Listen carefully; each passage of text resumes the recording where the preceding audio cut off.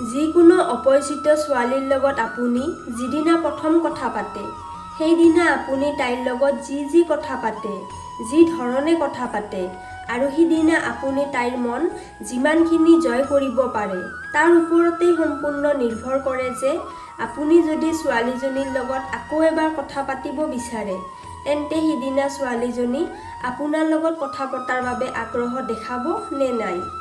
সেয়েহে আপুনি যেতিয়া এজনী ছোৱালীৰ লগত প্ৰথম কথা পাতিব, সিদিনা যদি মিঠা মিঠা কথাৰ মাধ্যমে বা ছোৱালীজনীৰ প্ৰশংসা কৰাৰ মাধ্যমে আপুনি ছোৱালীজনীৰ মন জয় কৰিবলৈ নোৱাৰে, তেন্তে ছোৱালীজনীক পটোৱাৰ চান্স আপোনাৰ তাতেই শেষ হৈ যাব। কাৰণ ইয়াৰ পিছৰ পৰা সেই ছোৱালীজনী আৰু আপোনাক পাত্তাই দিব নোখোজিব।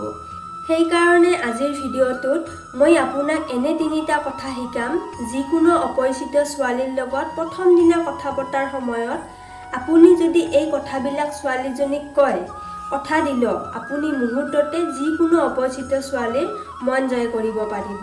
তেনেহ'লে আহক আৰু বেছি দেৰি নকৰি ভিডিঅ'টো আৰম্ভ কৰক।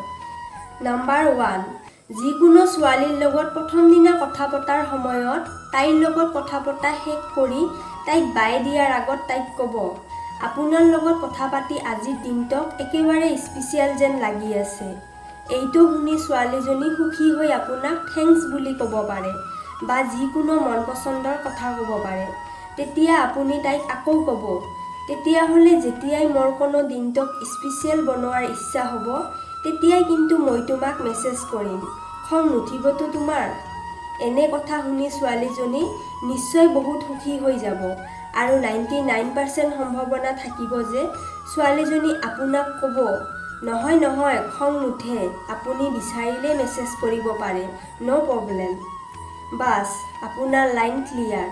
এতিয়াৰ পৰা যেতিয়াই আপুনি ছোৱালীজনীক মেছেজ কৰিব, চাব ছোৱালীজনী লগে লগে আপোনাৰ মেছেজৰ ৰিপ্লাই দিয়াৰ চেষ্টা কৰিব।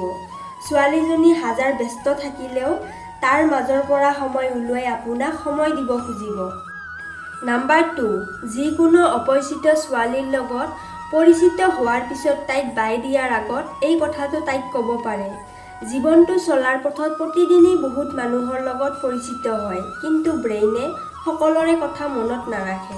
কিন্তু তোমাৰ লগত পৰিচিত হোৱাৰ পিছত মোৰ এনেকুৱা লাগিছে যে তোমাৰ কথা কেৱল মোৰ ব্ৰেইনে কিয়, মোৰ হৃদয়েও সকলো সময়তে মনত ৰাখিব। এইটো কৈ এটা মিচিকি হাঁহি দিব। এই ধৰণৰ অসাধাৰণ এটা প্ৰশংসা শুনাৰ পিছত ছোৱালীজনী মনে মনে বহুত সুখী অনুভৱ কৰিব। আপোনাৰ পৰা এই ধৰণৰ এটা প্ৰশংসা শুনাৰ পিছত ছোৱালীজনী আৰু আপোনাক পাহৰিব নোৱাৰিব। ছোৱালীজনীও আপোনাক মনত ৰখাত বাধ্য হৈ যাব। নাম্বাৰ 3, যিকোনো অপৰিচিত ছোৱালীৰ লগত পৰিচিত হোৱাৰ পিছত তাইৰ লগত কথা পাতি যদি আপোনাৰ মনে কয় ছোৱালীজনী আপোনাৰ প্ৰতি বহুত বেছি ইণ্টাৰেষ্ট দেখুৱাইছে, ছোৱালীজনীৰ অংগী ভংগী চাই এনেকুৱা লাগিছে যে ছোৱালীজনী পটি যাব, তেন্তে ছোৱালীজনীৰ লগত কথা পতা শেষ হোৱাৰ পিছত তাইক এই কথাটো ক'ব পাৰে।